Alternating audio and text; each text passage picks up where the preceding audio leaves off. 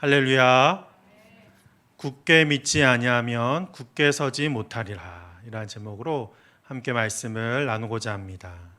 오늘 이사야 선지자의 말씀은 믿음에 관한 말씀입니다. 우리가 하나님을 믿고 예수 그리스도를 믿는데 그 믿음이라는 것이 과연 무엇인지, 내가 생각하며 내가 확신하는 것을 믿고 나가는 것인지, 아니면 생명이신 예수 그리스도가 길과 진리와 생명 되심을 믿으며 우리의 삶 모든 것을 주님께 맡기며 나가는 것인지, 그것에 대해 말씀하고 있는 내용이 오늘 우리가 읽고 있는 이사야 선지자의 말씀입니다. 그래서 우리가 믿음에 대하여 함께 오늘 말씀을 바탕으로 해서 은혜를 나누고자 합니다. 첫 번째로 믿음은 흔들리지 않는 것이다 라고 그렇게 오늘 성서는 말씀하고 있습니다. 오늘 이사야 선지자는 남유다의 왕이었던 아하스 왕에게 하나님의 말씀을 전하고 있습니다. 그래서 아하스 왕이 이 남유다의 왕인데요, 남유다를 다스리고 있을 때에 북이스라엘, 그러니까 남유다의 형제 나라라고 할 수 있죠. 북이스라엘이 그 당시에 강대국이었던 옆에 있던 아람 나라와 동맹을 하여서 자기의 형제 나라인 남유다를 공격했습니다. 그러니까 아하스의 입장에서 보면, 남유다의 왕이었던 아하스 입장에서 보면 자기의 형제 나라인 북이스라엘이 옆에 강대국과 손을 잡고 자신을 공격하는 겁니다. 그러니까 얼마나 당황스럽고 어떻게 해야 될지 알지 못하는 그러한 상황에 있었다는 것이죠.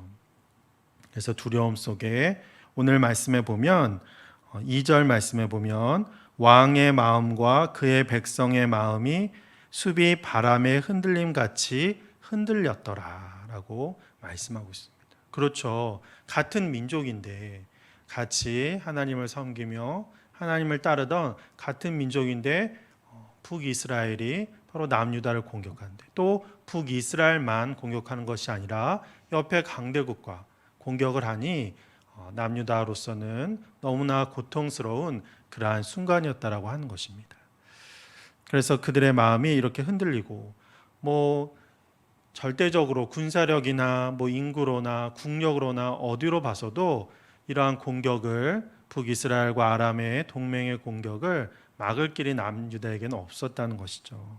그래서 크게 흔들리는 어려움 가운데 있을 때에 바로 이사야 선지자가 두려워하지 말라, 떨지 말라라고 이야기하면서 하나님 말씀을 전해주고 있는 내용이 3절 이하에 나오고 있는 것입니다. 우리가 하나님을 믿는다라고 이야기했을 때 정말 우리의 모든 것을 주님께 맡기며 담대하게 나갈 수 있는가? 하나님께서 약속을 해주시고 하나님께서 우리에게 우리의 생명을 지켜주시고 인도해 주신다는 그 말씀을 정말 믿으며 그것을 붙잡으며 살고 있는가? 그러한 질문을 우리가 우리의 삶의 여정 가운데 해야 한다는 것입니다.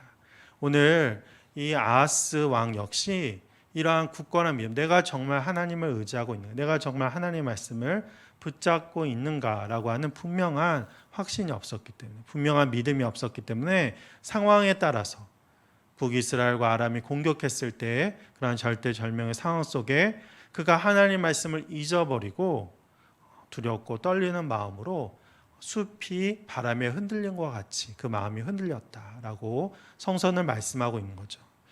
숲이 바람에 흔들리는 것은 어떠한 겁니까?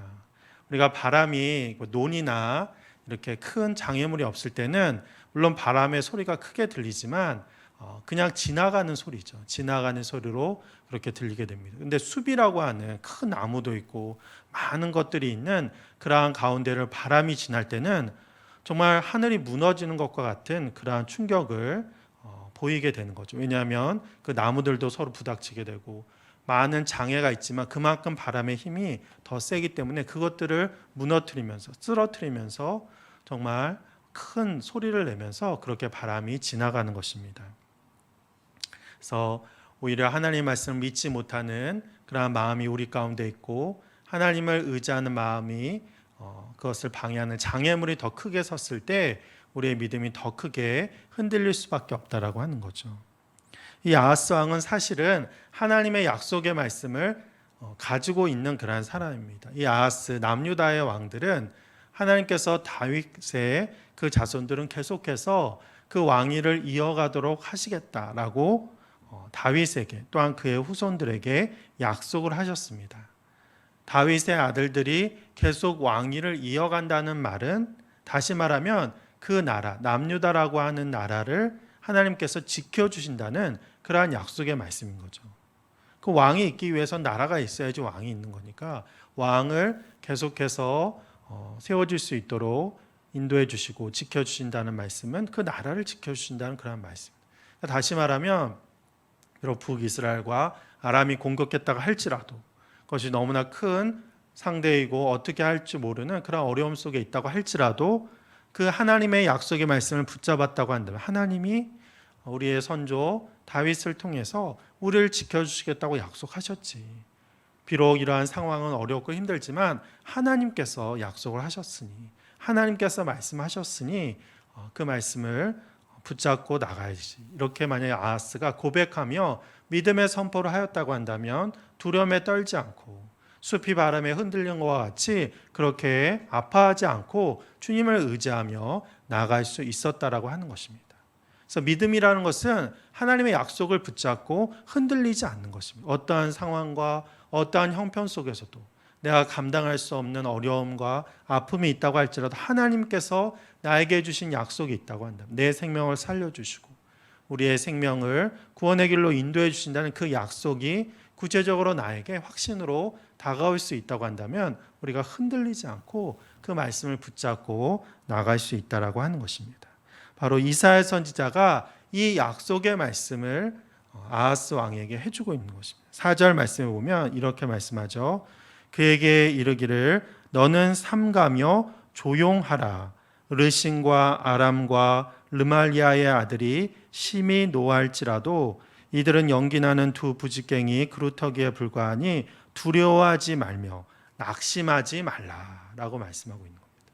아람과 북이스라엘이 너희를 공격했지만 그들은 정말 두 부지깽이에 지나지 않는다.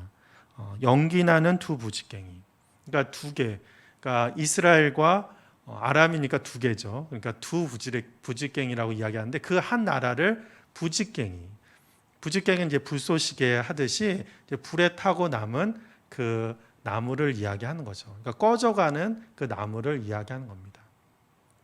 나무도 불이 활활 타고 있으면 다른 데 불을 붙일 수 있겠지만 이 연기 나는 부지깽이라고 하는 것은 이제 불이 다 꺼진 거죠. 불이 꺼져야지 연기가 나죠. 그래서 한 나라를 꺼져가는 부지깽이, 두 개의 부지깽이로 그렇게 말씀하고 있는 것이죠. 얼마나 하찮은, 얼마나 힘이 없는, 능력이 없는 그러한 것인지 이야기하고 있는 것입니다. 사람 보기에는 아하스 왕이 보기에는 아람이라고 하는 강대국, 또한 자기네는 유다 한 지파지만 나머지 10개 넘는 지파들은 북이스라엘에 다 있는데 그 나라들이 나를 공격하는데 너무나 두렵고 떨리지만 하나님은 그것이 연기나는 부지깽이, 꺼져가는 그러한 나무에 지나지 않는다라고 그렇게 말씀하고 있는 것이죠. 그렇기 때문에 그러한 두 부지깽이의 그루터기에 불과하니 두려워하지 말며 낙심하지 말라. 두려워하지 말라. 꺼져가는 부지깽이가 뭐가 무섭냐. 그것이 불을 붙일 수도 없는 것이고 그냥 똑 치면 끊어지는 건데 발로 밟아버리면 아무것도 아닌 건데 그것을 왜 두려워하느냐. 그리고 그 앞에서 왜 그것이 큰 위협이고 공격이라고 왜 낙심하냐. 나는 아무것도 할 수 없고 우리의 능력이 없고 우리는 연약하다고 왜 낙심하느냐. 하나님이 계시는데 하나님의 약속의 말씀이 있고 선지자들이 있고 주님의 사람들이 함께 기도하며 나가는데 왜 낙심하느냐라고 하나님께서 이사야 선지자를 통해 말씀하고 계신 것입니다. 우리의 삶도 마찬가지죠. 우리가 삶의 어려움과 아픔 가운데 두려워 떨고 있다고 하는 흔들리는 숲이 바람에 흔들리는 것 같이 그렇게 큰 소리를 내면서 우리가 우리의 마음이 흔들리고 있다고 한다면 우리는 진정으로 하나님을 온전히 붙잡지 못하는 것이죠. 하나님의 말씀을 나를 사랑하시고 나를 지켜주시겠다고 하신 그 하나님의 말씀을 우리가 붙잡지 못하고 있는 것입니다. 우리가 막연히 하나님의 계심, 하나님의 역사하심 그것을 믿는 것이 아니라 나와 함께 하시고 나를 지켜주시고 나에게 생명을 주시고 구체적인 이런 어려움 가운데 내 마음을 붙잡아 주시는 그 하나님을 신뢰하지 못하는 것입니다. 그래서 우리가 하나님의 말씀을 붙잡고 나갈 때 우리는 상황의 변화 또 큰 장애물 앞에서 두려워 떠는 자가 아니라 흔들리지 않고 오직 하나님만을 바라보는 그러한 믿음의 사람들이 될 줄 믿습니다.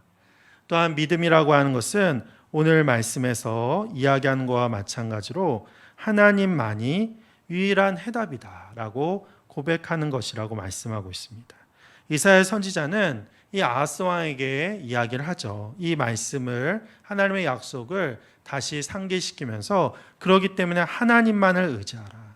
어떤 세상의 나라의 힘이나 이웃 나라의 힘이나 어떤 사람의 힘을 의지하는 것이 아니라 하나님만을 의지하며 나갈 때 반드시 살게 될 것이다. 승리하게 될 것이다. 라고 그렇게 이사야 선지자는 아하스 왕에게 남유다의 아하스 왕에게 말씀하고 있는 것입니다.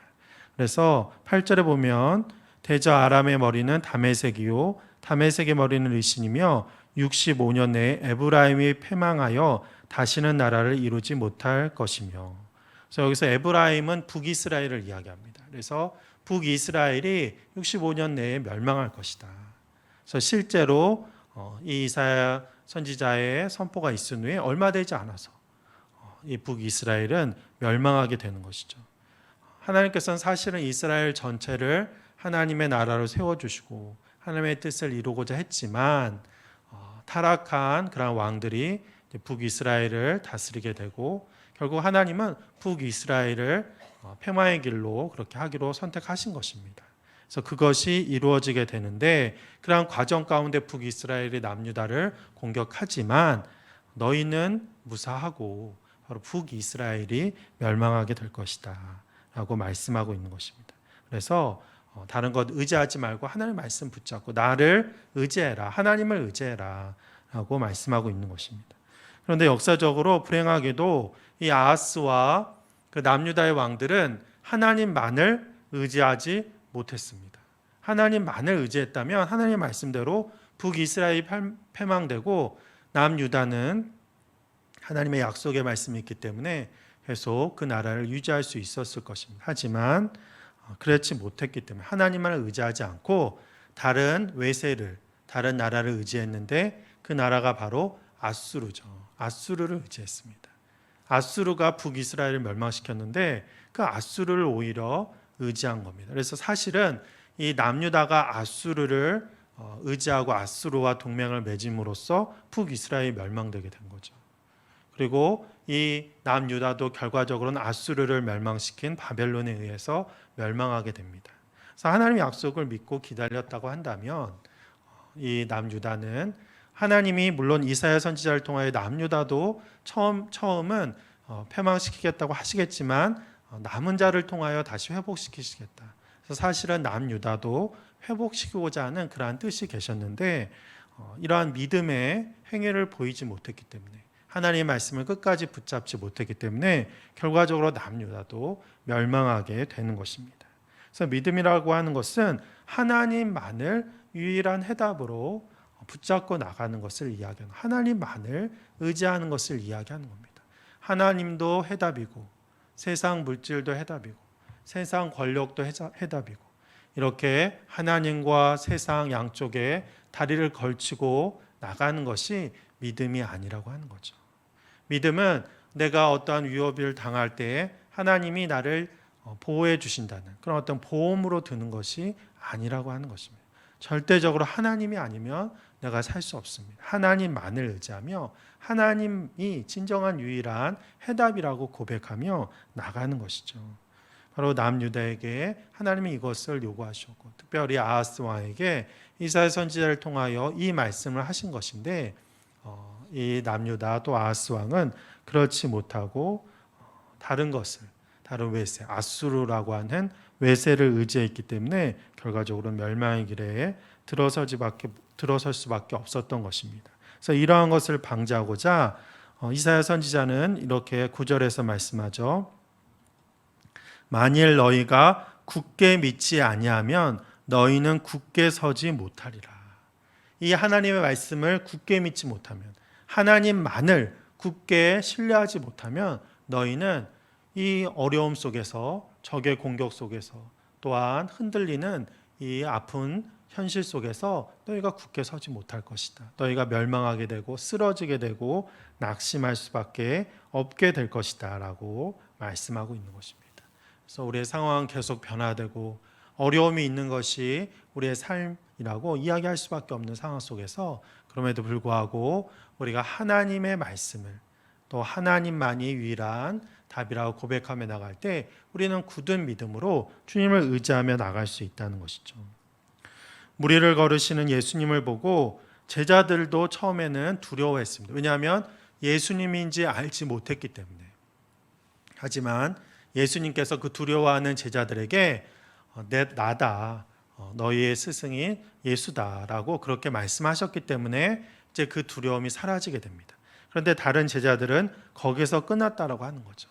그런데 베드로는 예수님에게 말하죠. 저를 불러주십시오. 저에게 물 위로 오라고 하십시오라고 그렇게 예수님께 말합니다. 마태복음 14장 28절에서 베드로는 이렇게 말하죠. 베드로가 대답하여 이르되 주여 만일 주님이시거든 나를 명하사 물 위로 오라 하소서라고 그렇게 말하고 있습니다. 저를 오라고 하시면 그 말씀을 의지해서 제가 물 위를 걸어가겠습니다 라고 베드로가 고백하는 거죠.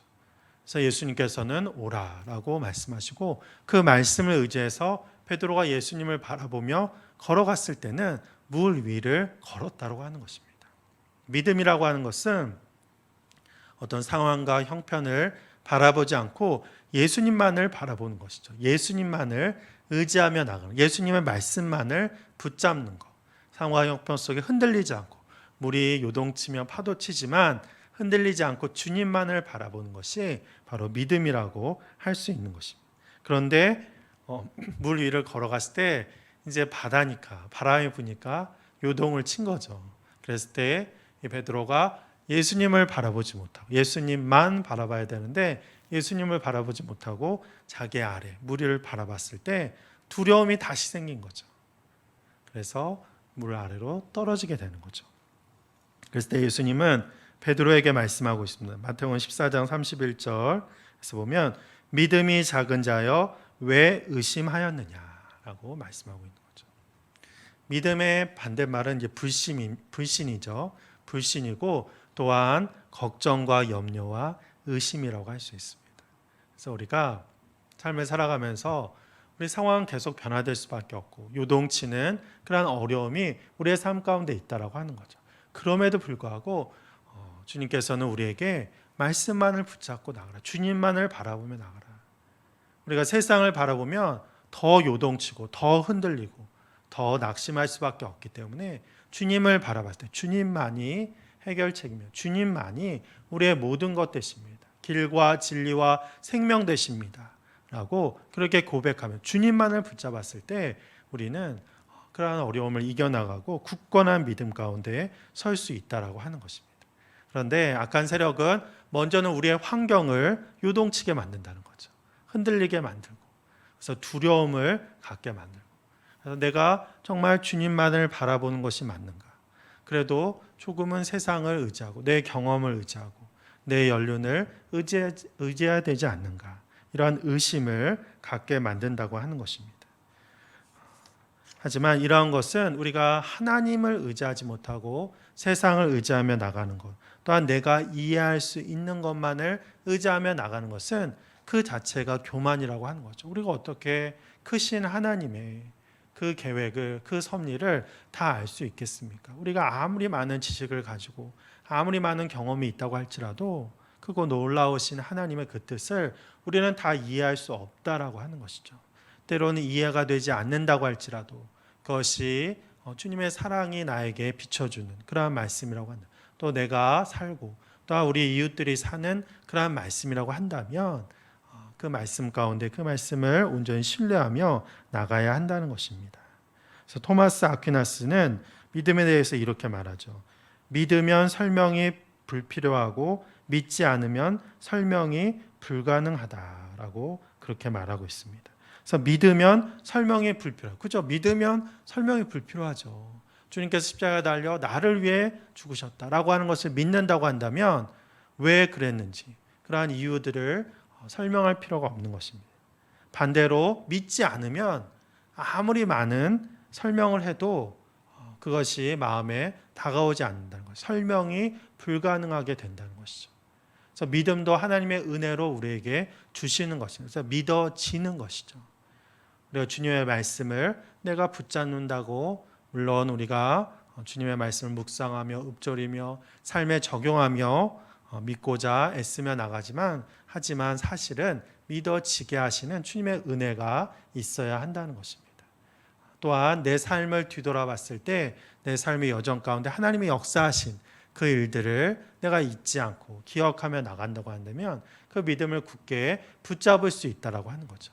그런데 지금의 현실의 어려움이, 현실의 아픔이 더 크게 느껴졌을 때 우리는 흔들리게 되고 의심하게 되고 하나님을 붙잡지 못하는 그러한 어리석음에 빠질 수밖에 없다라고 하는 것입니다. 그럼에도 불구하고 하나님은 끊임없이 이사야 선지자를 통하여 아하스에게 말씀하셨던 것과 마찬가지로 하나님은 끊임없이 주님의 사람들을 통하여, 하나님의 말씀을 통하여, 또한 세상의 그런 일들을 통하여 우리에게 말씀하신다는 거죠. 하나님만을 의지하며 나가라. 주님의 말씀만을 붙잡으며 나가라. 흔들리지 말고 두려워하지 말고 하나님을 온전히 신뢰하며 나가라 라고 그렇게 끊임없이 말씀한다라고 하는 것입니다.